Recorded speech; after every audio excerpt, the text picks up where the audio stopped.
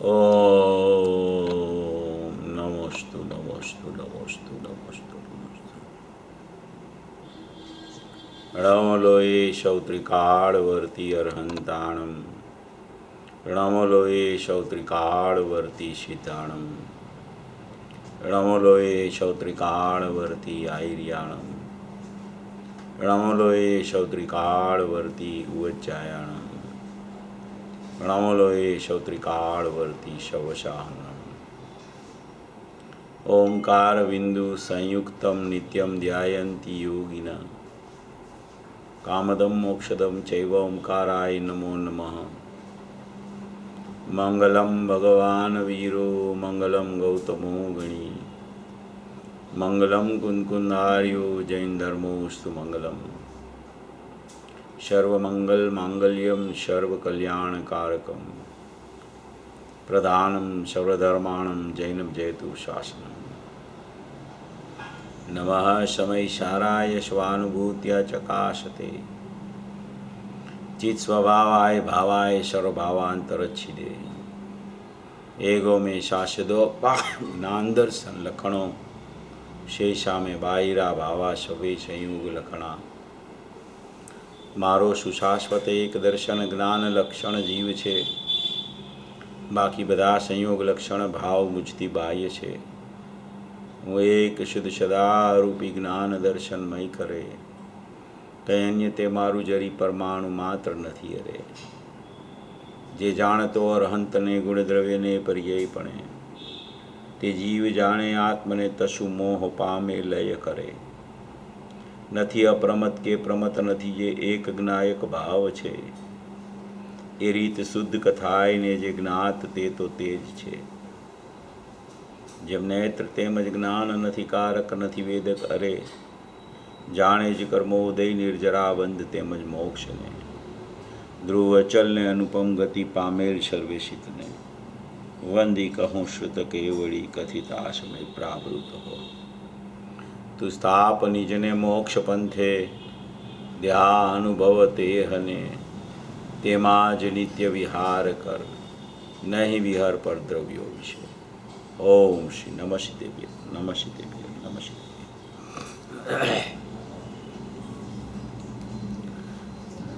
कुंदकुंद आचार्य देव द्वारा रचा हुआ ये समयसार जी परमागम शास्त्र है जो परमागम भरत क्षेत्र के समर्थ आचार्य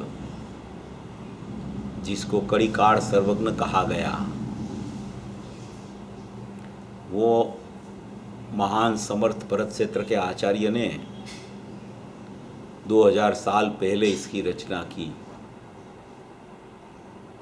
उसको कड़ीकाड़ सर्वज्ञ इसीलिए कहा गया कि वो ये पंचम काल निकृष्ट काल में यहाँ से सदैह महाविद्य क्षेत्र की यात्रा पे कि जहाँ चतुर्थ काल हमेशा वर्तता रहता है ऐसे सिमंदर परमात्मा विद्यमान है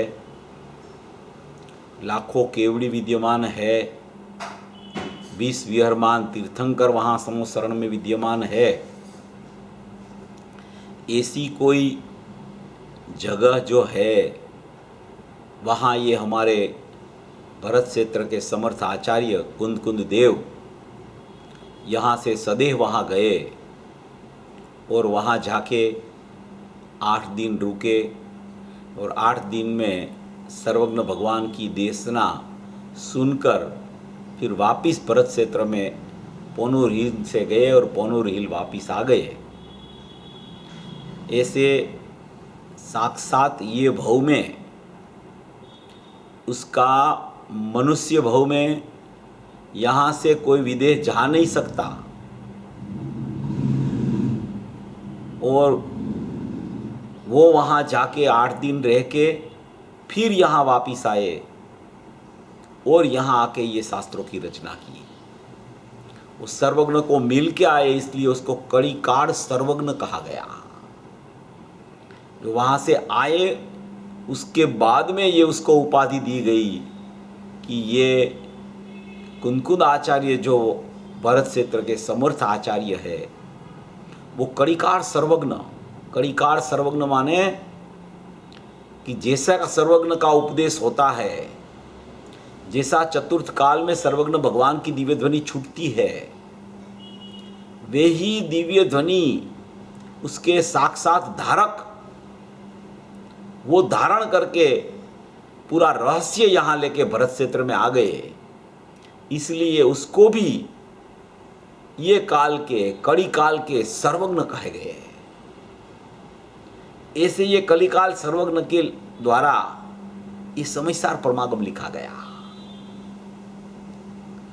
ये समयसार परमागम कोई सामान्य ग्रंथ नहीं है, साक्षात सर्वज्ञ की देशना है, साक्षात दिव्य ध्वनि का अवतरण है। जो दिव्य ध्वनि छूटती है धोधमार प्रवाह रूप वहां सिमंदर भगवान की, वो दिव्य ध्वनि वो ग्रहण करके उसका सार ग्रहण करके ये कुनकुन देव यहाँ आके पंच परमागमों की रचना की। उसमें एक ये अमोघ शास्त्र लिखा, जो शास्त्र अमोघ माने मोह का नाश करने वाला, ऐसा अमोघ शास्त्र जिसको दृष्टि प्रधान समयसार परमागम कहते हैं, कि जो अनादि अप्रतिबुद्ध जीव है, अनादि का, वो क्षण मात्र में प्रतिबुद्ध कैसे हो जाए, इसके लिए ये शास्त्र की रचना हमारे कड़िकार सर्वज्ञ भरत क्षेत्र के समर्थ आचार्य कुंदकुंद देव ने की। कोई महाभाग्य से हमारे हाथ में ये समयसार परमागम आ गया, और वो हमारे भाग्य खोलने वाले ये महापुरुष हमारे धर्मपिता पूज्य गुरुदेव श्री कांची स्वामी थे। उसने ये समयसार हाथ में आते ही 45 साल तक उसका विस्तार किया। वो संप्रदाय में थे तब से समयसार वांचने लगे, संप्रदाय में थे तब से। 91 में परिवर्तन किया, 90 में तो यहाँ राजकोट में 1 से 99 गाथा तक का स्वाध्याय स्थानकवासी उपाश्रय में समयसार का जाहिर में करवाया उसने। 100वीं गाथा जामनगर में ली। कितना प्रिय होगा समयसार उसको, कैसी उसको आचार्य भगवान की लेखनी में सर्वज्ञ के दर्शन होते होंगे, क्योंकि वो भी खुद वहां सुनकर आए थे। वहां से कुनकुन आचार्य तो वहां गए थे, गुरुदेव तो वहां सुनते ही रहते थे और सुन के यहां आ गए, अपने लिए आए। भवी जीवों का भाग्य खुल गया था, भवी जीवों की होनहार पकने वाली थी, भवी जीवों में कोई ऐसी योग्यता पड़ी हुई थी कि ये योग्यता का प्रकट होने का काल प्रकट होने वाला होगा। तब वो महापुरुष पूज्य गुरुदेव श्री कांची स्वामी का यहां अवतरण हुआ भरत क्षेत्र में। ये कुनकुन देव का परमागम उसके हाथ में आते ही अंदर से उसकी परिणति ऐसी खिल उठी, ऐसी खिल उठी, ऐसी खिल उठी परिणति कि अपना समयसार स्वरूप शुद्धात्मा के सिवा उसको कुछ दिखता ही नहीं था। बाहर में निमित्त रूप समयसार शास्त्र और अंदर में शुद्धात्मा रूपी समयसार, यही दिखने लगा उसको। ऐसी परिणति खिल उठी उसकी। और ये शास्त्र पर जब 1000 साल बाद अमृतचंद्र आचार्य ने टीका की, वो टीका जब पूज्य गुरुदेव श्री ने पढ़ी तो ऐसे उसके उद्गार निकले कि ये अमृतचंद्र आचार्य ने तो अमृत का रेल बरसाया है, इसमें अमृत का रेला बरसाया है। अमृत ही अमृत दिखता है ये समयसार की टीका में। ऐसा अमृतचंद्र आचार्य का अमृत है इसमें। ऐसे ये हमारे अमृतचंद्र आचार्य चलते फिरते सिद्ध, वो चलते फिरते सिद्ध अमृतचंद्र आचार्य ने टीका की और बाद में उसने ये परिशिष्ट की स्पेशल रचना की। परिशिष्ट में उसने अनेकांत सिद्ध किया और वो अनेकांत में भी अनेकांत के गर्भ में सम्यक एकांत पड़ा रहता है हमेशा। सम्यक एकांत बिना का कोई अनेकांत नहीं होता सम्यक, क्योंकि अनेकांत को अमृत कहा गया है। अनेकांत अमृत होता है। अमृत कभी मरे नहीं, अमृत ना कभी मरे, ना किसी को मारे, ना किसी से मरे, उसको अमृत कहा जाता है। ऐसा अनेकांत स्यादवाद ये अमृत है और वो अनेकांतिक अमृत अपना नीच शुद्धात्मा सम्यक एकांत से प्रकट होता है। श्रीमद् राजचंद्र जी ने लिखा है, उसके ऊपर पूज्य गुरुदेव श्री के प्रवचन हो गए। अनेकांतिक ज्ञान भी सम्यक एकांत ऐसा नीच स्वरूप की प्राप्ति के हेतु के बिना उपकारी नहीं होता। सम्यक एकांत की महिमा है अनेकांत में। अनेकांतिक ज्ञान प्रकट करना हो, अनेकांत और स्यादवाद समझना हो, तो भी सचमुच में इसको पहले समझना पड़ेगा। इसी में अंदर में यहां से ही अनेकांत निकलता है और यही सम्यक एकांत स्वरूप भगवान आत्मा है, चैतन्य तत्व है, ध्रुव तत्व है, निरालंबी तत्व है। किसी का आलंबन लेने की उसको जरूरत नहीं पड़ती। क्यों आलंबन लेने की जरूरत नहीं पड़ती? क्यों सकल निरावरण है वो, निरालंबी क्यों है? क्योंकि उसमें कोई कमियां ही नहीं है। ये परिपूर्ण शक्ति का भंडार है। अखंड अभेद नित्यता लेके बैठा है। इतनी शक्तियां हैं, इतनी शक्तियां हैं इसमें, और वो शक्तियों का सामर्थ्य इतना है कि एक एक शक्ति की अपन बात करें तो एक एक शक्ति शक्तिवान में अंदर पड़ी है। ये शक्तियों से शक्तिवान की महिमा आ जाती है और वो महिमा में जीव अंदर में महिमा में रहता है। उसी का नाम तो शुद्ध परिणमन है, उसी का नाम तो सम्यक अनेकांत है, उसी का नाम तो आत्मा का आश्रय पूर्वक सम्यक दर्शन सम्यक ज्ञान प्रकट हुआ, उसमें व्यवहार का अभाव, उसका नाम अनेकांत है। ऐसी कोई स्थिति अंदर में ये चैतन्य तत्व की विद्यमान है। अनंत शक्तियां, अनंत अनंत अनंत अनंत अनंत अनंत अनंत अनंत अनंत माने अंत नहीं होता जिसका, उसका नाम अनंत। इस अनंत शक्तियों का भंडार है, ये अंदर में पड़ा है। ऐसा साक्षात चैतन्य परमात्मा, ऐसा ध्रुव परमात्मा, ऐसा अखंड परमात्मा, ये जिनेन्द्र परमात्मा से बहता हुआ मार्ग आया कुंदकुंद आचार्य के पास, अमृतचंद्र आचार्य के पास और अपने धर्मपिता पूज्य गुरुदेव श्री के पास आया। ये पंचम काल में पूज्य गुरुदेव श्री ने मोक्ष का मंडप का रोपण कर दिया, मोक्ष का मंडप डाल दिया पंचम काल में।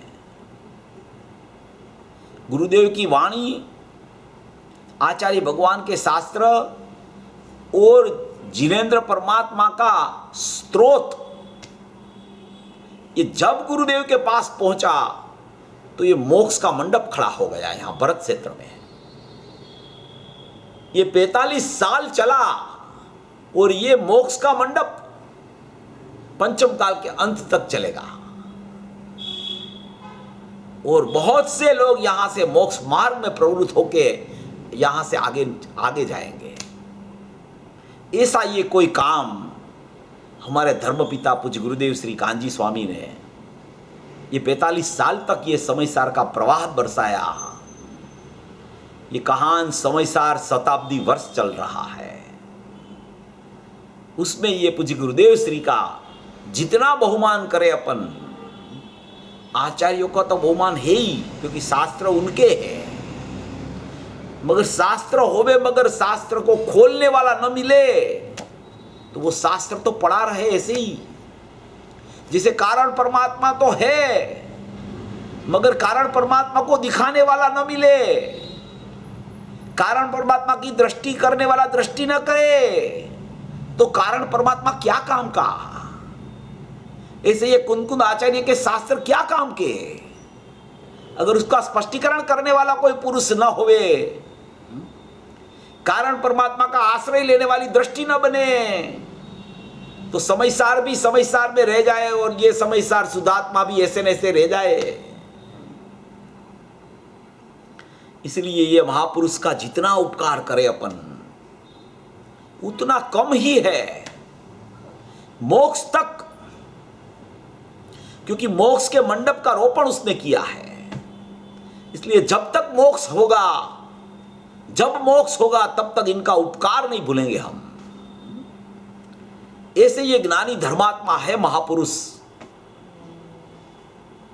उनकी वाणी में ऐसा चमत्कार है, ऐसा चमत्कार है कि सुनते सुनते पता चलता है जीवों को कि ये कोई पुरुष गजब का है, ये पुरुष की शैली गजब की है, ये पुरुष की स्पष्टीकरण करने की प्रक्रिया जो चलती है वो कहीं देखने को नहीं मिलती। शास्त्र के कोई वस्तु को छोड़े नहीं, सबका स्पष्टीकरण बराबर करे और केंद्र बिंदु में अपना आत्मा को रखे। आसपास के पहलू सब ज्ञान कराते जाए और केंद्र बिंदु वाले की दृष्टि कराने के लिए उपदेश देते जाए। ऐसी कोई ये महापुरुष की ये देशना, तीर्थंकर वत देशना 45 साल तक खिर गई है। बहुत लोगों ने तो उसमें स्नान भी कर लिया और बहुत लोग बाकी है वो स्नान करने के लिए रेडी हो गए। जिसको ये देशना का मर्म पता चलता है, उसका भाव पकड़ में आता है, उसका भाव का भाषण करने के लिए जो तत्पर हो जाता है जीव, वो देशना की सार्थकता हो जाती है उसको। क्योंकि निमित्त रूप से ऐसी देशना मिलनी भी बहुत, जिसकी योग्यता पक गई होने सम्यक होने की, उसी को ये देशना मिलती है।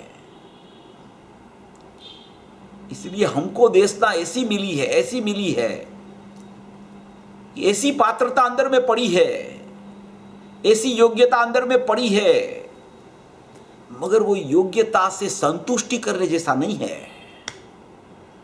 वो योग्यता को प्रकट करनी पड़ेगी, वो योग्यता को बाहर लानी पड़ेगी। संतुष्ट नहीं हो जाना कि गुरुदेव ने स्पष्टीकरण कर दिया, आचार्यों का शास्त्र मेरे पास आ गए और हम तो भवी जीव है, हमारी योग्यता तो अंदर पड़ी है, वो पकने वाली है, क्रमबद्ध में जब आएगा तब। ये जीव पुरुषार्थ का घातक है।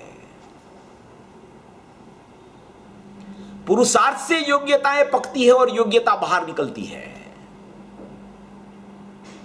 पुरुषार्थ वाले को क्रमबद्ध होता है और जो क्रमबद्ध का स्वीकार करता है उसका नाम अनंत पुरुषार्थ है। ये दोनों अविनाभावी रहते हैं, क्रमबद्ध और पुरुषार्थ। ये यहां ये जो शक्ति की चर्चाएं चल रही है उसमें यही बात बता रहे हैं। पुरुषार्थ क्या, क्रमबद्ध क्या, योग्यता क्या, ये सब परिणमन की चर्चाएं हैं। मगर वो परिणमन बाहर कैसे आवे, कैसे खिल निकले अंदर। कमल की कलियां खिल जाती है ना, ऐसे अंदर में चैतन्य परमात्मा के गुण की खिलवट कैसे हो जाए, वो खिल निकले अंदर से। ज्ञान मात्र भाव में अनंती शक्तियां उछलने लगे, ऐसी संपदा अंदर पड़ी है अंदर। ऐसा स्वरूप है मेरा, ऐसा मेरा अंदर में सत्व पड़ा है स्वरूप में, ऐसा मेरा नायक भाव में चैतन्यता पड़ी है, ऐसा मेरा नायक भाव में ज्ञान व्यापक रूप से पड़ा है,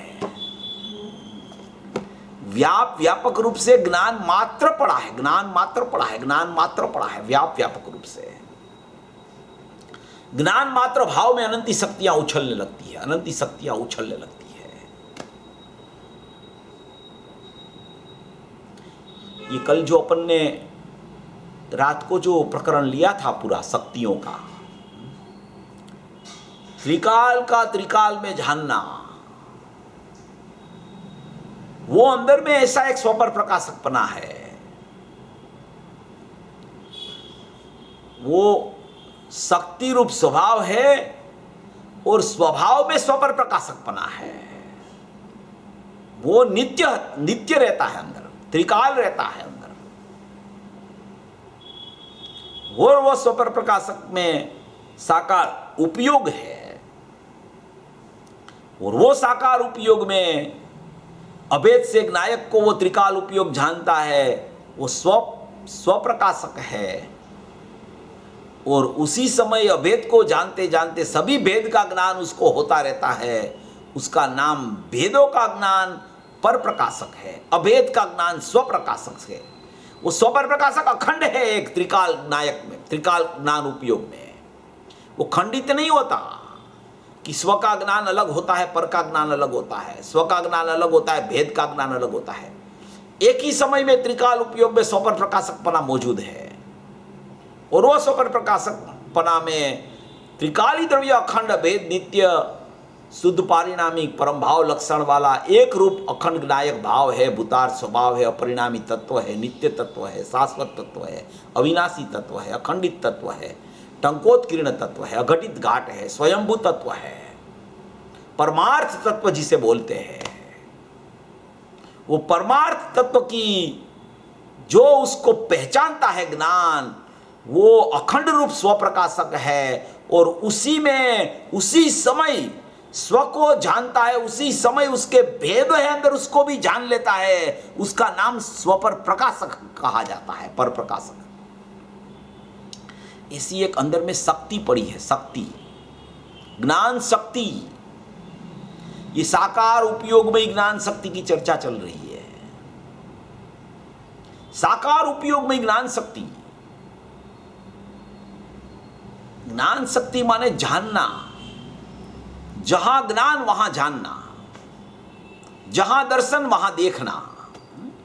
आज गुरुदेव ने वो दृष्टि शक्ति में कितनी बातें उतारी, वो पूरे बोल 12-13 उतार दिए, एक के बाद एक, एक के बाद एक, एक के बाद एक है।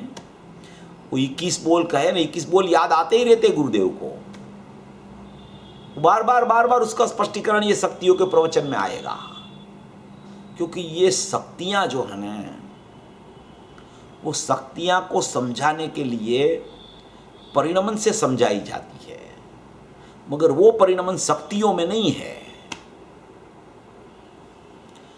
जो शक्तियों को समझा उसका नाम परिणमन है, जो शक्तियों का महिमा करता है उसका नाम परिणमन है, जो शक्तिवान को देख लेता है उसका नाम परिणमन है, जो त्रिकाल उपयोग में त्रिकाल स्वपर प्रकाशक अपने नायक में अभेद रूप और भेद रूप जानना चलता है, वर्त रहा है निष्क्रिय रूप से, वो ख्याल में आ जाता है, वो परिणमन है।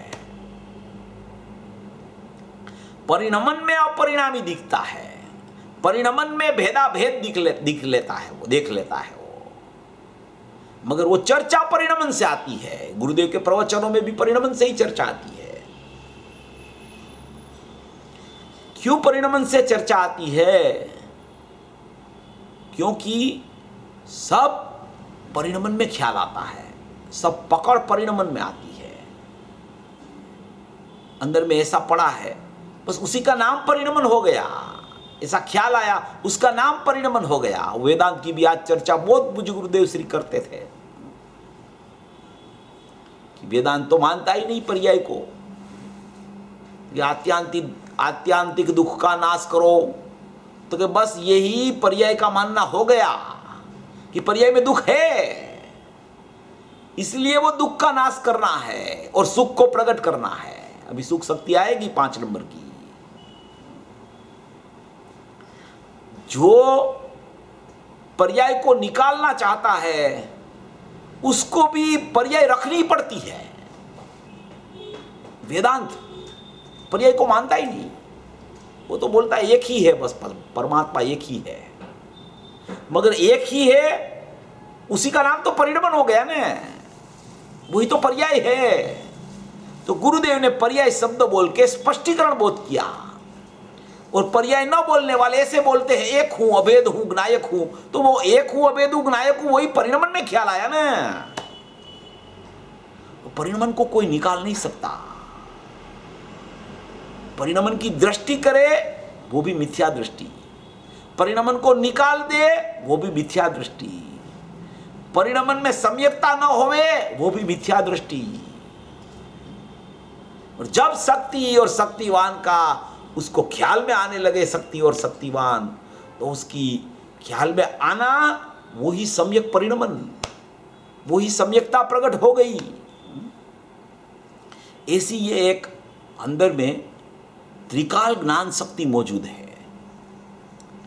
जीवत्व शक्ति, ज्ञान, दर्शन, आनंद और वीर्य। उसका लक्षण चिति शक्ति माने कि चेतना, चेतना के 2 भेद माने कि दसी और ज्ञान। उसमें निराकार उपयोग वो दर्शी शक्ति कि वो किसी को भेद पाड़ के कहती नहीं, भेद पाड़ के देखती नहीं, वो मात्र अभेद, मात्र निर्विकल्प दर्शन, अवलोकन, वो निराकार उपयोग। और उसी समय देखो ये शक्तियां सब एक समय में है, शक्तियों का परिणमन भी एक समय में है। सर्वगुणास्ते सम्यकत्व होता है जीव को, सब एक ही समय में चलता है। जब दृष्टि शक्ति का परिणमन होता है तब ज्ञान शक्ति का परिणमन नहीं होता, ऐसा नहीं होता, उसी समय परिणमन चलता है। पकड़ में देरी से आवे वो अलग बात, ज्ञान में, क्योंकि छद्मस का उपयोग तो वही समय में वही चीज को नहीं पकड़ सकता, वो अलग बात है। मगर उस समय वो नहीं है ऐसा नहीं है, वो तो विद्यमान है सब। प्रत्येक शक्तियों का परिणमन एक साथ चलता है, क्योंकि प्रत्येक शक्तियां अभेद ज्ञायक भाव में एक रूप होके अपने लक्षण का पृथकता रख के अपना असंख्य प्रदेशी एक क्षेत्र में एक साथ रहती है। उसके कार्य में भेद दिखते हैं, उसके भाव में भेद दिखते हैं, उसके लक्षण में भेद दिखते हैं, उसके क्षेत्र में भेद नहीं है। उसका परिणमन सबका निरंतर चलता है, एक साथ चलता रहता है, उसमें भी भेद नहीं है। मगर वो परिणमन का कार्य में भेद पड़ते हैं। परिणमन एक रूप है सबका, उसका कार्य जो आया उसमें भेद पड़ता है। ज्ञान का जानना, दर्शन का देखना, श्रद्धा का प्रतीत करना, चारित्र का ठहरना, ये सब अलग अलग प्रक्रिया हो गई कार्य में। मगर अंदर लक्षण पृथक, असंख्य प्रदेश में एक रूप शक्तियां विद्यमान। गुरुदेव ने बोला ना, ये तिरछे गुण है ना, तिरछे पड़े हैं, तिरछे, ऐसे ऐसे तिरछे तिरछे गुण रहते हैं। ये तिरछे गुण रहते हैं ना, प्रदेश ऐसे रहते हैं। प्रदेश जो है ना, प्रदेश ऐसे प्रदेश रहते हैं आत्मा के। तो ये एक प्रदेश है, वहां भी ये अनंत गुण व्यापक है। दूसरा प्रदेश है, वहां भी ये अनंत गुण व्यापक है। तीसरा प्रदेश है, वहां भी अनंत गुण व्यापक है। ये गुण तिरछे रहते हैं, प्रदेश ऐसे रहते हैं। एक एक प्रदेश में अनंत गुण व्यापक है।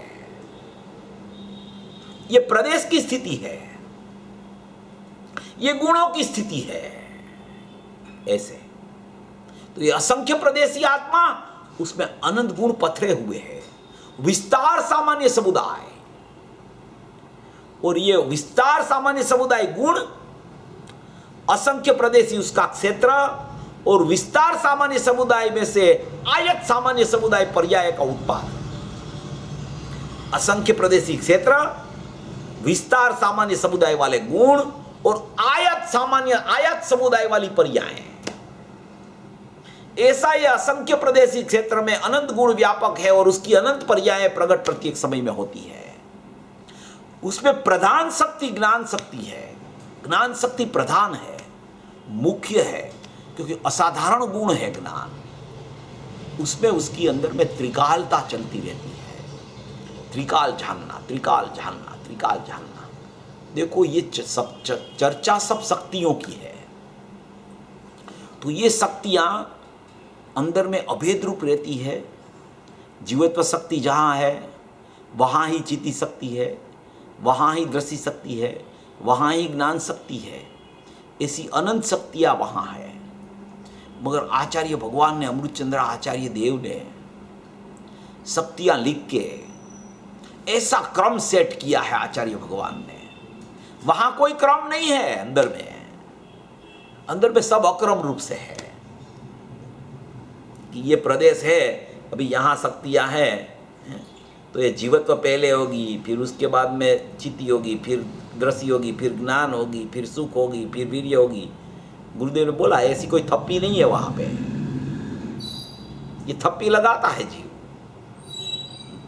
ये गुण का भेद करेंगे, गुण भेद को देखेंगे, तो क्या गुण भेद को नहीं देखना है, गुण का भेद करके नहीं देखना है। वो गुण का लक्षण पृथक पृथक है, वो समझना है। क्योंकि गुण का लक्षण पृथक पृथक है, इसलिए सभी पर्यायों में क्रम पढ़ते हैं, इसलिए क्रमवर्ती पर्याय है। गुण एक रूप रहते हैं। गुण का कोई भेद करे ना तो भी नहीं कर सकता, क्योंकि वो अभेद ही रहते हैं। गुण विस्तार सामान्य समुदाय से अभेद रहते हैं। वो समझाने में भेद पड़ते हैं, वहां भेद नहीं हो जाता। अंदर में समझाने वाला वो विकल्प के बिना, भेद के बिना समझा नहीं सकता। अमृतचंद्र आचार्य शक्ति लिखते हैं तो आत्मा में अनंत शक्तियां हैं, वो भी लिख देते आत्मा है ऐसा अनंत शक्ति वाला। अलग अलग शक्ति की रचना क्यों की उसने? कि भाई तुझे ये तेरी शक्तिवान का महिमा अंदर से आना चाहिए कि इतनी शक्तियां मेरे में पड़ी है कि मेरी शक्तियों जितने तो कोई लोक अलोक में इतने पदार्थ ही नहीं है कि जिसके प्रति मेरा मोह हो जाए और मुझे पसंद आ जाए। इतनी शक्तियां मेरे में पड़ी है, अनंत शक्तियां। ऐसा कोई पदार्थ ही नहीं जगत में कि मेरी शक्ति से ज्यादा हो, मेरी शक्ति से वैभववान हो। ऐसा कोई पदार्थ ही नहीं है। इसलिए महिमा करने के लिए आचार्य भगवान उसको एक एक शक्ति का नाम लिख के, एक एक शक्ति का भेद करके, एक एक शक्ति का लक्षण बता के उसको पृथक पृथक बता रहे हैं। ऐसा भी लिख देते ना कि आत्मा शक्तिवान है, बस बात खत्म हो गई। क्यों लिखना चाहिए गुण को? भेद और विकल्प हो जाता है ना। तो कि भैया ये जिसको इसकी महिमा आती है ना शक्तियों की, उसको भेद नहीं होता। महिमा आती है उसको विकल्प खड़ा नहीं होता, वो महिमावंत भगवान में चला जाता है। ऐसी कोई ये शक्ति और शक्तिवान की महिमा बहुत उत्कृष्ट महिमा है, बहुत लाभदायक महिमा है। तो ये अपन ने देखा था कि अंदर में अनंत गुणों, असंख्य प्रदेश में अनंत गुण और अनंत गुण की अनंत पर्याय आयात समुदाय, ऐसा एक स्वरूप है आत्मा का। ये स्वरूप आत्मा का है। उस पर अपन ने कल ज्ञान शक्ति में वो त्रिकालता का स्वरूप देखा कि ज्ञान शक्ति की त्रिकालता क्या होती है और त्रिकाल ज्ञान उपयोग में स्वपर प्रकाशकपना क्या होता है। क्योंकि साकार उपयोग कहा है ना ज्ञान का साकार उपयोग कहा है। साकार उपयोग माने विकल्पात्मक नहीं, सविकल्प स्वभाव, भेदात्मक नहीं, भेदाभेद को जानना वो स्वभाव, ये स्वभाव है ज्ञान का। दर्शन का निराकार स्वभाव है, मात्र निर्विकल्प स्वभाव है। अभेद बस इतना ही स्वभाव है निर्विकल्प दर्शन का। और ज्ञान का भेदाभेद को जानना, जो भी चीज है उसके एक एक वस्तु जो है वस्तु को अभेद से जानना, उसमें जितनी वस्तु गर्भित पड़ी है उसको जानना, उसमें जितनी वस्तु गर्भित है उसके भेदों को जानना, वो भेदों में कितने अनंत अविभाग प्रतिच्छेद है उसको भी जानना, वहां तक वो ज्ञान सूक्ष्मता से उसको जान लेता है। इसलिए उसका ज्ञान का स्वभाव साकार उपयोगमयी, माने कि भेदा भेद को जानना, ऐसा एक सविकल्प माने जानना, सविकल्प माने कोई विकल्प नहीं, ऐसा एक ज्ञान उपयोग का त्रिकाल स्वभाव में अपन ने कल ध्रुव में ध्रुव का जानना, उसमें स्वपर प्रकाशक की चर्चा अंदर की अपन ने कल ले ली थी। अभी ये परिणमन की चर्चा आती है, ज्ञान का परिणमन। देखो, ये ज्ञान का परिणमन में ही सुख समाहित है। ज्ञान का परिणमन सम्यक होता है, उसी में ही वीर्य की लक्ष्मी उदित हो जाती है। ये सब ज्ञान से ही काम चलता रहता है, मगर आत्मा में एक ज्ञान गुण ही नहीं है, अनंत गुण है। इसलिए सभी की चर्चा, सभी के लक्षण पृथक पृथक, सभी की चर्चा भी पृथक पृथक आती रहती है। पूज्य गुरुदेव श्री तो इतना फरमा रहे हैं।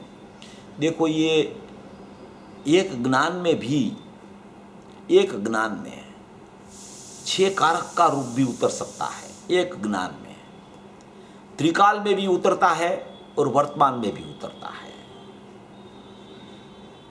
त्रिकाल में ज्ञान ज्ञायक को जानता है, उसी में ही कर्ता का रूप आ गया। ज्ञान का त्रिकाल में कर्म ज्ञायक बनता है, उसी में कर्म का रूप आ गया। त्रिकाल ज्ञान अपने ज्ञायक को जानने के लिए साधन रूप है, उसमें करण का रूप आ गया। त्रिकाल ज्ञान अपने ज्ञायक को अपने में ही रखता है, उसमें संप्रदान का रूप आ गया। त्रिकाल ज्ञान अपने में अपने से है, उसमें उपादान का रूप आ गया। त्रिकाल ज्ञान में ज्ञायक अधिकरण है, उसमें आधार का रूप आ गया। ये अंदर में रूप विद्यमान है। सभी शक्तियों, एक शक्ति में अनंत शक्तियों का रूप, एक ज्ञान में सभी शक्तियों का रूप। ये त्रिकाल ज्ञान में त्रिकाल ज्ञायक, ये बात जब ख्याल में आ जाती है तो सभी शक्तियों का रूप उसमें उतर जाता है। ध्रुव रूप उतरता है। परिणमन रूप तो पर्याय की वर्तमान ज्ञान की उपयोग में उतरेगा। ध्रुव रूप इस पे उतरता है, क्योंकि वो ज्ञान वहां जानना भी चलता है, वहां वर्त रहा है जानना, इसलिए ध्रुव रूप उतरता है। क्योंकि शक्तियां ध्रुव रूप है, शक्तियां गुण रूप है। वो गुण रूप ही उसको बताना है आचार्य भगवान को, मगर वो परिणमन से क्यों बताते हैं कि ये गुण रूप जो समझ लेता है उसको परिणमन हो जाता है। इसलिए परिणमन से चर्चा आती रहती है। परिणमन बताना नहीं, परिणमन की चर्चा नहीं करनी है। चर्चा तो इसमें से ही परिणमन शुद्ध निकलता है। ये मालूम पड़ गया ना कि ये त्रिकाल ज्ञान, ये त्रिकाल दर्शन, उसमें जानना देखना, पूरा अपना स्वभाव का, ज्ञानमय परमात्मा का, अनंत गुणों का, अनंत कारण सूत्र पर्याय का, अनंत अंदर स्वभाव पड़ा है, उसका जानना देखना वर्त रहा है। उसी में से तो वहां बाहर उपयोग आता है, वर्तमान उपयोग। तो अंदर जो वर्त रहा है, अंदर जो चल रहा है, अंदर में एक गुण में अनंत गुण का रूप है, अंदर में कर्ता कर्म करण संप्रदान उपादान अधिकरण का रूप, एक ज्ञान का त्रिकाल उपयोग में पड़ा है। ऐसी शक्तियों का रूप, शक्ति रूप शक्तियों का रूप पड़ा है, व्यक्ति रूप नहीं। ऐसी शक्तियां अंदर में पड़ी है, ऐसी ध्रुव शक्तियां हैं, ऐसा ज्ञायक भाव का स्वरूप है, ऐसा अविनाशी तत्व का स्वरूप है, ऐसा चैतन्य तत्व का स्वरूप है। उसमें सुख गुण उतारो ज्ञान में, अंदर में त्रिकाल में त्रिकाल ज्ञान, त्रिकाल ज्ञायक को जान रहा है, उसी का नाम सुख है। वो सुख शक्ति का रूप आ गया। त्रिकाल ज्ञान त्रिकाल ज्ञायक को स्थिर ही रखता है, उसका नाम वो स्थिर रखना, उसका नाम चारित्र का रूप आ गया। और त्रिकाल ज्ञान में त्रिकाल नायक की रचना प्रति समय है ही, उसका नाम वीर्य गुण का रूप आ गया। ये अंदर की शक्तियों में एक गुण में अनंत गुण का रूप कहा जाता है, उसको बताया जाता है परिणमन से, है अंदर में। अगर अंदर में ऐसा नहीं होता तो बाहर नहीं आता परिणमन में। ऐसे अनंत शक्तियों का रूप उतार सकते हैं अपन, अनंत शक्तियों का। एक ज्ञान मात्र भाव में अनंती शक्तियां उछलती है। वो जो शब्द आया है ना आचार्य भगवान का, अमृतचंद्र आचार्य देव का शब्द है, मूल में लिखा उसने। ये मूल में जो शब्द डाला कि एक ज्ञान मात्र भाव में, ज्ञान मात्र भाव माने गुण, गुण माने उसका त्रिकाल उपयोग, वो ज्ञान मात्र भाव में अनंती शक्तियां उछलती है। तो अनंती शक्तियां वो ज्ञान मात्र भाव त्रिकाल उपयोग में उसका रूप पड़ा है अंदर में। और वो रूप से देखे तो वो ज्ञान में त्रिकाल नायक का एकदम अखंड रूप जानना वर्त रहा है। उसी का नाम अनंत गुणों को एक ज्ञान मात्र भाव में अनंती शक्तियां उछलती है। वहां परिणमन नहीं है। ये परिणमन तो पर्याय का दिखाने के लिए उछलती है, वहां परिणमन बताया है। अंदर में तो उछल रही है त्रिकाल, उछल रही है अंदर में त्रिकाल, माने कि उसका रूप ख्याल में आ रहा है। अनंत गुणात्मक एक वैभववान परमात्मा है, अनंत गुणात्मक एक भगवान आत्मा की प्रसिद्धि है यहाँ अंदर में। उसका नाम ज्ञान मात्र भाव में अनंती शक्तियां उछल रही है। त्रिकाल त्रिकाल त्रिकाल त्रिकाल, ऐसा स्वरूप ख्याल में आता है तो वर्तमान में ज्ञान मात्र भाव में अनंती शक्तियां का परिणमन उछलने लगता है। वो सम्यकता है, वो अनुभव की चर्चा है, ये अनुभव मूर्ति की चर्चा है, ये अनुभूति स्वरूप भगवान आत्मा की चर्चा है। अंदर में एक अनुभूति स्वरूप भगवान आत्मा और एक अनुभव की पर्याय, एक अनुभव का परिणमन। मगर अनुभव का परिणमन, ये अनुभूति स्वरूप भगवान आत्मा में क्या भरा है, क्या वैभववान परमात्मा है, मेरा वैभव कैसा है अंदर में, कैसा वैभववान में हूं, कैसा ये पुरुष ने मुझे वैभववान दिखा दिया, कैसी मेरी शक्तियां बता दी हैं। देखो ये बात जो है ना, ये थोड़ी कठिन तो लगे, थोड़ी सूक्ष्म लगे, थोड़ी विचारणीय लगे, क्योंकि अपन ने सब परिणमन से ही चर्चा सुनी हुई होती है। पर्याय में क्या होता है, पर्याय परलक्षी है कि पर्याय स्वलक्षी है, कि पर्याय में सम्यक हुआ कि नहीं, पर्याय में मिथ्यात्व गया कि नहीं, पर्याय में राग गया कि नहीं, पर्याय में वितरागता हुई कि नहीं। ऐसे ही अपन ने सब बातें सुनी हुई होती है। इसलिए त्रिकाल की बात आती है, और त्रिकाल में भी अंदर के स्वरूप की जब चर्चा विस्तृत रूप से आती है तो वो सचमुच में स्वरूप ऐसा है अंदर में। ज्ञानियों ने ऐसा देखा है, ज्ञानियों ने उसका विस्तार भी ऐसे ही किया है। और ज्ञानियों ने जो लिखा है कि एक ज्ञान मात्र भाव में अनंती शक्तियां उछलती है। ज्ञान मात्र भाव की अंतपाती नहीं, वो अंदर ज्ञप्ति है, अंदर में अंतपाती नहीं माने अंदर ज्ञप्ति है। ज्ञान रूप ज्ञप्ति, ज्ञप्ति माने मात्र ज्ञप्ति क्रिया नहीं, ज्ञप्ति माने जानना। ऐसी ज्ञप्ति एक अंदर विद्यमान है, वो ज्ञान रूप ज्ञप्ति है। वो ज्ञान मात्र भाव की अंतपाती नहीं अंदर पड़ी है, वो एक रूप रहती है। वो ये स्वभाव अनेक रूप नहीं होता। अनंत गुण अनंत होने पर भी वो स्वभाव एक रूप रहता है अंदर में, अभेद रूप से। वो अनंत गुण है इसलिए अनेक रूप नहीं हो जाता, वो तो अभेद रूप रहते हैं। अनंत गुण एक रूप रहते हैं। अंदर की चर्चा ऐसी है कि थोड़ा उपयोग को सूक्ष्म करके ही समझनी पड़ती है। और अभ्यासी लोग सुनते हैं ये सब चर्चा, तो उपयोग तो सूक्ष्म होता ही है उसका। जो गुरुदेव उसको बरसों से सुन रहे होते हैं, उसको तो ये चर्चा एकदम अंदर ज्ञान में उतर जाती है, उसको अच्छा लगता है, पता चलता है कि ओ हो ये स्वरूप तो ऐसा ही है। चाहे मेरे ख्याल में आज आए या न आए, मगर मुझे आत्मा को देखना है, आत्मा को समझना है, आत्मा की जानकारी और पहचान करनी है, तो स्वरूप तो ऐसा ही अंदर में विद्यमान है।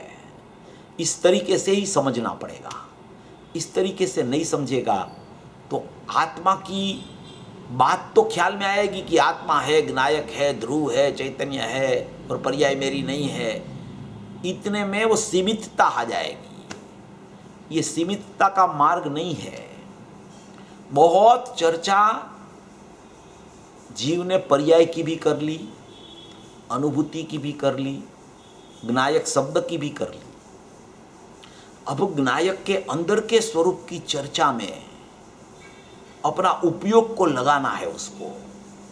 यही सच्ची समझ है अंदर की। ये अंदर की सच्ची समझ जब चलने लगे ना, ऐसी अंदर की सच्ची समझ सब चलने लगे, तब सचमुच में ये ज्ञायक की ऊर्ध्वता और उसकी महिमा आने लगती है। और ये महिमावंत आत्मा अंदर से जवाब देता है उसको कि ओ हो, तू ऐसा ही है, तू मुझे देखने आया, तू मेरे पास आया है?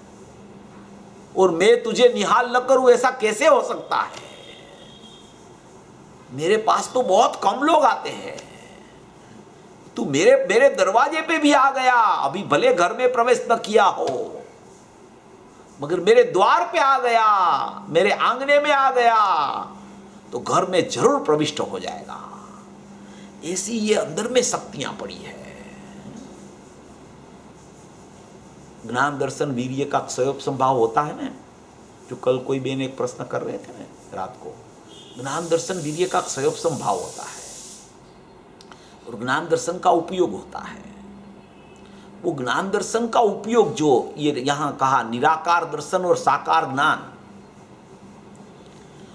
वो ज्ञान दर्शन का उपयोग जो होता है, वो उपयोग को और उपयोगवान को जो स्वरूप की रचना करने वाला वीर्य है, वो उसको स्थिर रखता है। वो उसको ऐसे न ऐसे ही रखता है। वो उसको ज्ञान को ज्ञायक रूप नहीं होने देता, ज्ञायक को ज्ञान रूप नहीं होने देता, दर्शन को ज्ञान रूप नहीं होने देता, ज्ञान को वीर्य रूप नहीं होने देता, ज्ञान को स्वच्छत्व रूप नहीं होने देता, अनंत गुण को लक्षण से भेद रूप रखते हुए भी अभेद अखंड रखता है और वो स्थिर रखता है, अंदर में ही स्थिर रखता है। उसी का नाम स्वरूप की रचना का पुरुषार्थ है। अंदर में उसी का नाम स्वरूप की रचना, वो वीर्य गुण का कार्य है। वो कार्य वीर्य गुण का है, मगर अंदर में वीर्य गुण की शक्ति ऐसी है, स्थिरता, स्वरूप की रचना का पुरुषार्थ। वो पुरुषार्थ गुण जो है, वो पुरुषार्थ क्या कि एक दूसरे में मिलित नहीं होने देना किसी को, वो पुरुषार्थ है। अंदर में ऐसा रूप पड़ा है पुरुषार्थ का, उसी में सुख है। वो सुख गुण का रूप है उसमें, उसी में सुख है। एक दूसरे से गुण मिलित ना हो जाए, उसका नाम सुख है, और उसको मिलित नहीं होने देना, उसका नाम पुरुषार्थ है। ऐसा अंदर का स्वरूप है। ऐसी कोई शक्तियां अंदर पड़ी है, ऐसी शक्तियां पड़ी है। गुरुदेव ने ये बात भी ली है। आप ये गुरुदेव के जितने प्रवचन होते हैं ना, प्रवचन, उसमें अपन अच्छी तरह से उसको अक्सर प्रवचन को भी पढ़े न, तो गुरुदेव की सभी चर्चाएं ये इतनी महत्वपूर्ण होती है, इतनी सुखमय होती है, इतनी ज्ञानमय होती है, इतनी स्पष्टीकरण इतना पूज्य गुरुदेव श्री की वाणी में आता है कि अपने को ऐसा कोई नवीनता वाली बात ही न लगे। इतना स्पष्टीकरण पूज्य गुरुदेव श्री ने कर दिया है। जो केवल ज्ञान में, केवली भगवान के ज्ञान में जितना आता है न, उतना भले छद्मस्त के ज्ञान में तो नहीं आवे, मगर वो श्रुत ज्ञान जो होता है न, वो भी सचमुच में तो केवल ज्ञान का अंश है। शेर का बच्चा शेर होता है, ऐसे केवल ज्ञान का पुत्र श्रुत ज्ञान है, उसका अवयव है वो। केवल ज्ञान की तक की बात श्रुत ज्ञान में आ जाती है। जब केवल ज्ञान में सब जानना होता है तब पता चलता है कि ओ हो, ये तो सब पूर्व में आ गया है, ये तो सब मालूम ही है, ऐसा ही होने वाला था, ऐसा ही हो रहा है। ऐसी बहुत सी चर्चा ये पूज्य गुरुदेव श्री ने एक जगह ये स्पष्टीकरण किया था। देखता हूँ अगर मिल जाए तो, बहुत अच्छा स्पष्टीकरण आया पूज्य गुरुदेव श्री का। ये 15वीं वार के प्रवचन में भी ऐसी बहुत बात आती है कि जो 19वीं वार के प्रवचन में भी नहीं आई हो, और 18 वार के प्रवचन में भी नहीं आई हो, ऐसी बातें भी बहुत आती है इसमें। इसलिए ये सब बार के प्रवचन अपने को अच्छी तरह से सुनने चाहिए। देखो, ये 15वीं वार के प्रवचन में समयसार वैभव भाग 19 है, उसमें 58 नंबर का पेज है। उसमें गुरुदेव ने एक स्पष्टता की है शक्तियों के प्रवचन में। ये सुख शक्ति का प्रवचन चल रहा है, उसमें यहाँ एक स्पष्टता बहुत अच्छी आई है। देखो, अनेकांत को स्पष्ट करते हैं, मैं पढ़ के बताता हूँ। भाई, भगवान आत्मा वस्तु है कि नहीं? अस्थि है ना, अस्थि। वो अस्थि में एक श्रद्धा नाम की अस्थि है। क्या है? एक अस्थि में एक श्रद्धा नाम की अस्थि है। और वो अस्थि है, वो अस्तित्व को जिसने श्रद्धा में लिया, वो परिणमन की बात आ गई। अस्तित्व को जिसने श्रद्धा में लिया, वो अस्तिवान जो श्रद्धा है वो सम्यकपणे परिणमती है। वो अस्तिवान श्रद्धा अस्तिवान को नजर में लिया, ऐसी श्रद्धा अस्तिवान रूप परिणम जाती है। वो परिणमन की, पर्याय की, सम्यक परिणमन की, श्रद्धा के परिणमन की चर्चा है। मगर वो अस्तिवान को लक्ष्य में लिया तो अस्तिवान की श्रद्धा सम्यकपणे परिणम जाती है। उसमें जरा भी मेल भी नहीं है, जरा भी, माने कि मिथ्यात्व जरा भी नहीं है, उसका अभाव है। उसका नाम अनेकांत है। यहाँ उसका अभाव है, उसका नाम यहाँ अनेकांत है। यहाँ देखो, फिर बात आती है महत्व की। ये संकित जिसको हुआ न, जिसको संकित हुआ, उसको कैसे हुआ संकित? संकित हुआ, परिणमन हुआ, वो कैसे हुआ संकित, वो चर्चा अभी कर रहे हैं गुरुदेव।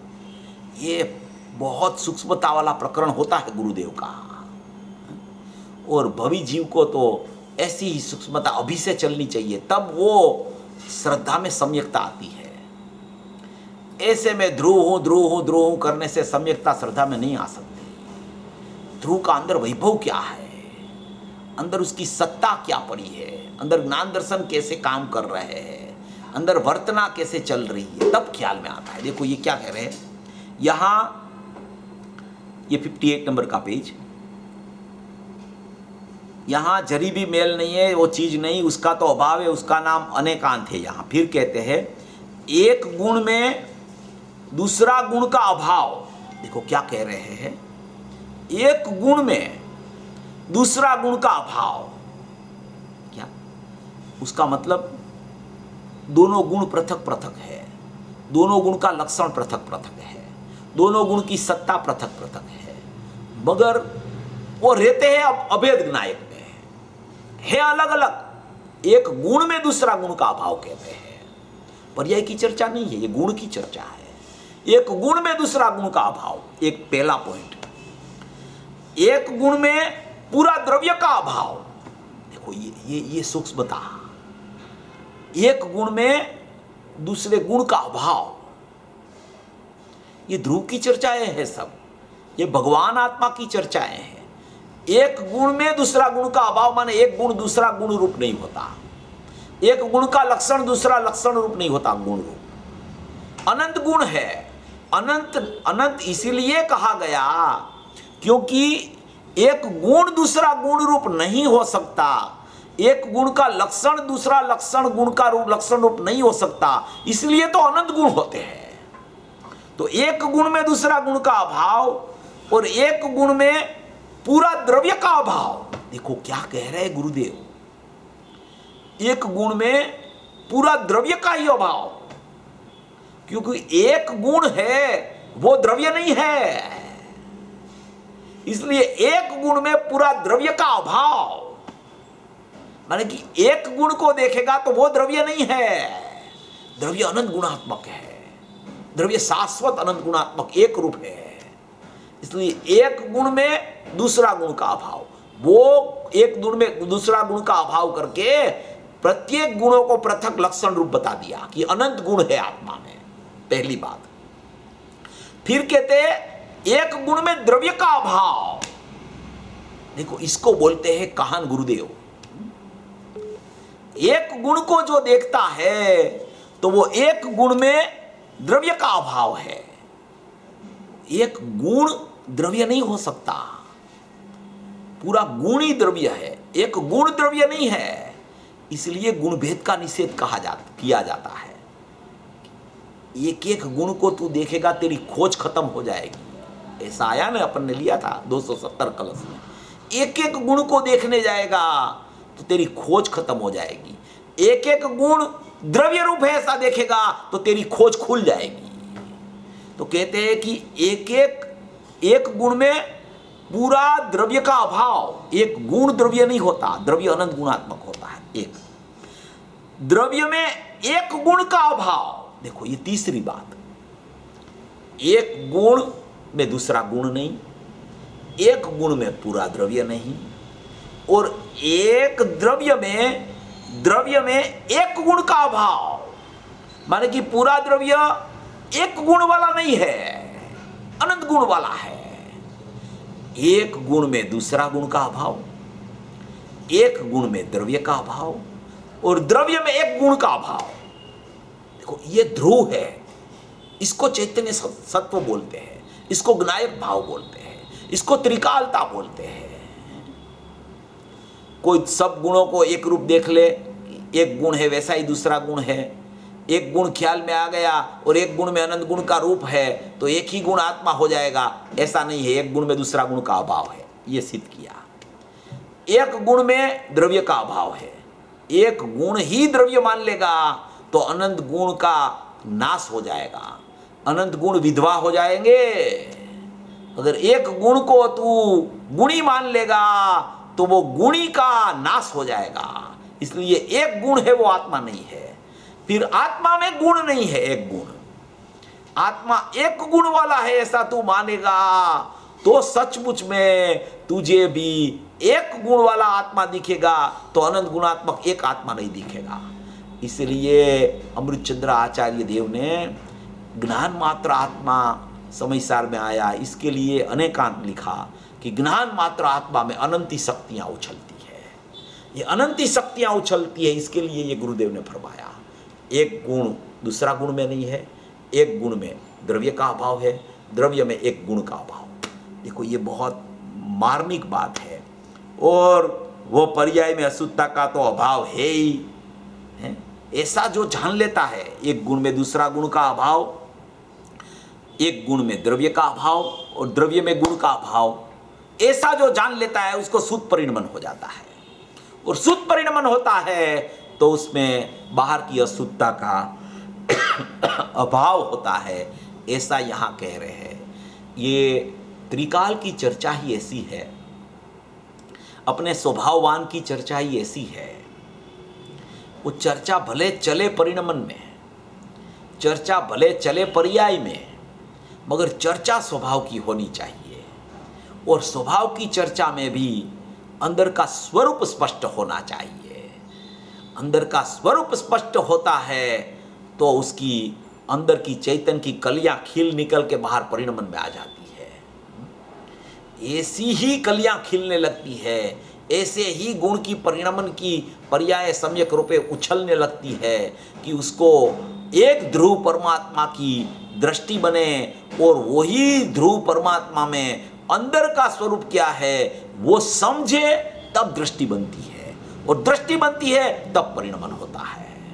तो ये चर्चा इतनी महत्वपूर्ण है क्योंकि अपन ज्ञान शक्ति को जब सिद्ध करते हैं ना, तो ये सब जानना ज्ञान में होता है, सब ज्ञान का परिणमन में ये जानना होता है। पूरा अंदर का स्वरूप ज्ञान जानता है, इसलिए ज्ञान शक्ति सबसे प्रधान शक्ति है, प्रमुख शक्ति है, मुख्य शक्ति है, क्योंकि ज्ञान नाम का गुण और ज्ञान नाम का परिणमन वो स्वाभाविक रहता है। दूसरा कोई गुण ऐसा नहीं है कि जो इस तरीके से स्वाभाविक रहता हो। इसलिए चिंता तो सबको परिणमन की होती है ना। पर्याय में अशुद्धता है, पर्याय में मोह राग द्वेष है, पर्याय में अज्ञान है। मोह राग द्वेष को मिला के मोह राग द्वेष का नाम पर्याय का अज्ञान है। ज्ञान की पर्याय अज्ञान रूप नहीं होती है, ज्ञान की पर्याय ज्ञान रूप ही रहती है। मोह राग द्वेष को साथ में मिला देता है, राग मिश्रित ज्ञान करता है परिणमन में, तो अज्ञान हो जाता है। ज्ञान का अज्ञानत्व तब खड़ा होता है, बाकी तो ज्ञान उपयोग रूप रहता है। ऐसी ये सब चर्चाएं हैं। ये परिणमन की चर्चा ध्रुव में से ही निकलती है। ध्रुव ऐसा जान लेता है तो वो उसी का नाम परिणमन है। परिणमन की भी ले लेंगे अपन चर्चा ये ज्ञान की। ये शक्ति का विषय ही ऐसा है कि अपन शक्ति की जितनी भी चर्चा करें उतनी कम है। इसलिए अपन तो शांति से उसकी चर्चा कर रहे हैं। शक्तियाँ पूरी करने का कोई लोभ नहीं रखना कोई लोग, क्योंकि शक्तियाँ कभी पूरी होने वाली ही नहीं। जे पद श्री सर्वज्ञ दीठु ज्ञान मां कही सक्या नहीं ते पण श्री भगवान जो, तो अन्य वाणी तेने शू कहे अनुभव गोचर मात्र रह्यु ते ज्ञान जो अनुभव में आता है, वेदन में आता है, वो वाणी में नहीं आ सकता। इसलिए केवल ज्ञान भी हो जाए तो भी सचमुच में ये जो अनंत गुणों का समुदाय का स्वरूप है वो उसकी वाणी में भी वो पूरा नहीं आता, जो जितना देखा है उतना। ऐसा यहाँ ये स्वरूप शक्ति का अमृतचंद्र आचार्य देव बता रहे हैं और पूज्य गुरुदेव श्री ने बहुत स्पष्टीकरण किया है। सब प्रवचन सुन लेना गुरुदेव का, उसमें बहुत रहस्य निकलेगा। और एक एक शब्द को, वाक्य को छिन्न भिन्न करके पढ़ना, खाली ऊपर ऊपर से मत पढ़ लेना कि इसमें तो ये पर्याय की नास्ती है और द्रव्य उपादेय है, इतना है और क्या इसमें संक्षिप्त में इतना और लंबा करने की क्या ज़रूरत है। अरे भैया ऐसा नहीं होता है, इसलिए ये तू इतना शॉर्ट करने गया है ना, इसलिए तेरी परिणति खिलती नहीं अंदर से। विस्तृतता से स्वरूप को समझ लेगा तो तेरी परिणति खिलने लगेगी। ऐसा स्वरूप समझकर सभी भवी जीव मोक्ष मार्ग में प्रयाण करें। ऐसी मंगल औपकार जिनवरनो कुंदनो ध्वनि दिव्यनो जीन कुंद ध्वनि आप्या अहो आ गुरु कहाननो जीन कुंद ध्वनि आप्या अहो आ गुरु राजनो जावाणी के ज्ञान से सूझे लोकालोक सोवाणी मस्तक नमो सदा द्वैत हो। 9 बार नमस्कार मंत्र।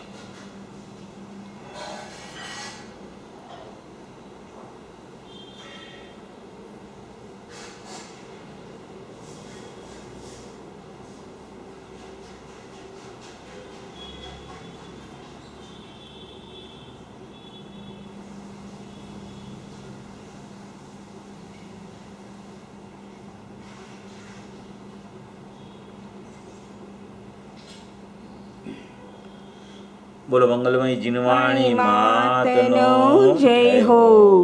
परम कृपाळु अनंत अनंत अनंत उपकारी श्री सद्गुरुदेवनो जय हो।